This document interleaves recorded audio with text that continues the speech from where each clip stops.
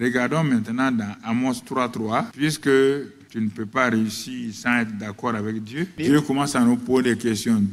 Il dit, 2 hommes marchent-ils ensemble sans être convenus, sans être d'accord? Dieu nous pose la question. Sur la terre des hommes où vous êtes là, est-ce qu'il y a 2 femmes ou 2 hommes, 2 jeunes ou 2 anciens qui peuvent marcher ensemble? Ce n'est pas marcher physiquement, simplement s'entendre et tout, sans être convenus, sans être d'accord l'un avec l'autre. Il est en train de poser la question aux hommes. Donc tu vois, il pose la question. Si les hommes déjà, pour être des amis, il faut qu'ils soient d'accord. Bon, si vous savez ça, et toi tu veux marcher avec moi, on ne s'est pas entendu sur les conditions de la marche. Il dit, est-ce que ça peut aller? Parce que moi, pour qu'on s'entende, il faut que sur la parole, parce que l'entente se base souvent sur les paroles que vous avez dites. Car moi, Dieu, quand je dis, quand je parle, la chose doit s'accomplir. Psaume 33, 9. Quand je dis, la chose arrive. Car il dit et la chose arrive. Il ordonne et elle existe. Alors, puisque Dieu dit, quand lui parle, la chose arrive. Quand il ordonne, la chose existe. Il dit, toi, tu veux marcher avec moi? Est-ce que tu sais que tu dois parler comme moi? J'ai dit à un de mes enfants de dire, Proverbe 18, verset 21, je lui ai dit de vous annoncer quoi? Proverbe 18, verset 21. Il dit, la mort et la vie sont au pouvoir de la langue. Quiconque l'aime en mangera les fruits. Ah, je m'arrête.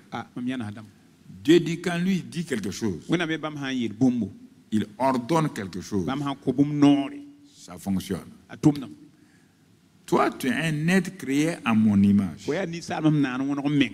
Je te donne le pouvoir de parler. Je te donne une langue exercée selon Ésaïe. Écoutez-moi, je te donne une langue exercée selon Ésaïe 50.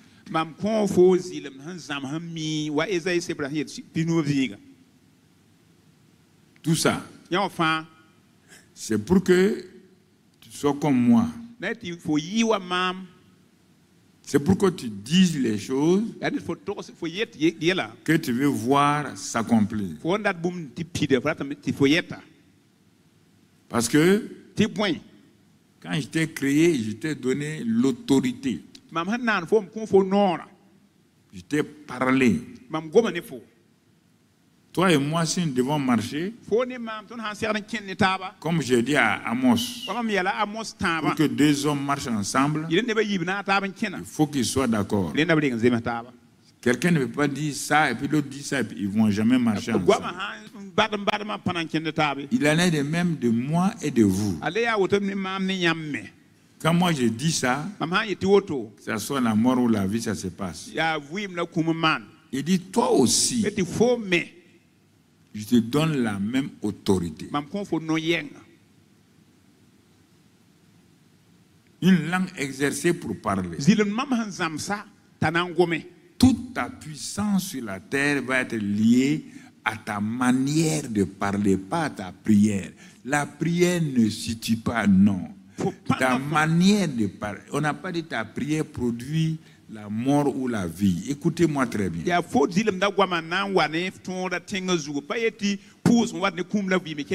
dit ta langue produit la vie, la mort. Alors, quand moi je dis quelque chose, la chose se passe. Toi aussi, tu as mon image. Si tu dis quelque chose, fais attention, ça va se passer. Si tu dis ça sur toi-même, ça va se passer.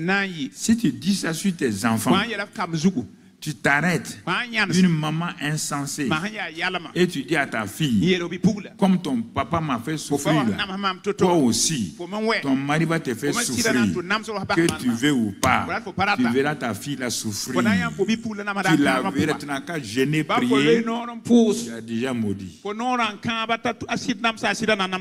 Cette maman insensée a dit à son enfant, quand elle était en grossesse, elle avait des problèmes, elle souffrait, tout. Elle avait des douleurs. Elle s'est arrêtée et elle a dit, mais quel est cet enfant-là? Comme les femmes africaines disent, un enfant bandit comme ça. Et vous riez quand je vois ça. Ton enfant là sera bandit. Ah bon, on vient de maudire ton enfant. Maintenant il sort, maintenant tu cours partout pour être compris pour lui. Tu ne sais pas que ta parole donne la vie et la mort? Non. C'est-à-dire que vous ne croyez pas ce que Dieu dit. Vous le prenez pour un plaisantin. Elle a dit, bon, vraiment, quand il dit à son mari, quand l'enfant va sortir, l'enfant qui nous a fait souffrir comme ça, je vais l'appeler Jabet. Quand l'enfant est né, quand on dit Jabet, ça veut dire douleur, souffrance. L'enfant n'a jamais eu la paix à cause des paroles. Il vous dit, tu vas prier. Tu vas prier et tu parles mal. Quand on est venu dire à Dieu qu'il y a les ténèbres sur la terre, il a prié. S'il y a lumière, les gens veulent s'il y a ténèbres, les gens veulent la lumière. Il a pas la lumière. Il a dit que la lumière soit. Et la lumière fut.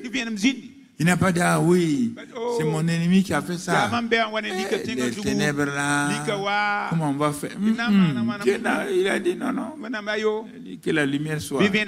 Jésus a dit, allez-y, dit à l'homme aveugle là, d'aller se laver.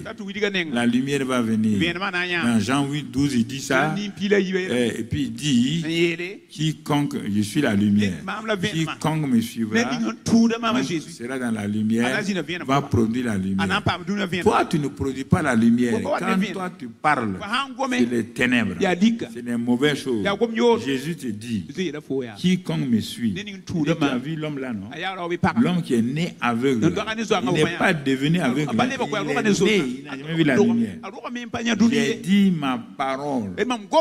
Et je veille sur ma parole pour l'exécuter. Ma parole, il dit d'aller se laver. L'homme ne me connaît pas. Il a entendu, il est allé se laver, il a vu.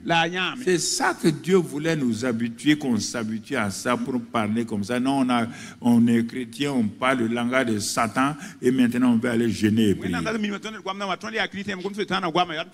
Quelle est cette histoire?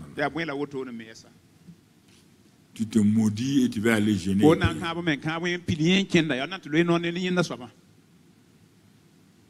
Tu sais pas que la parole est puissante?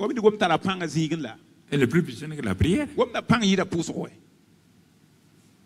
On te dit que ta parole, il y a la mort et la vie là-dedans.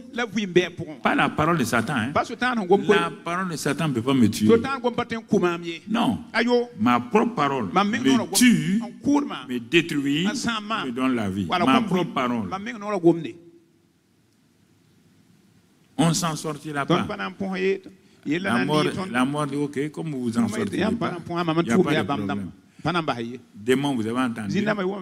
Suivez la femme là. Elle a dit qu'elle ne s'en sortira pas. Exécutez ce que sa bouche a dit. Quand je vous dis ça, vous riez. Il y a plein de gens comme ça. Ce n'est pas la prière. Mettez l'accent d'abord sur la parole.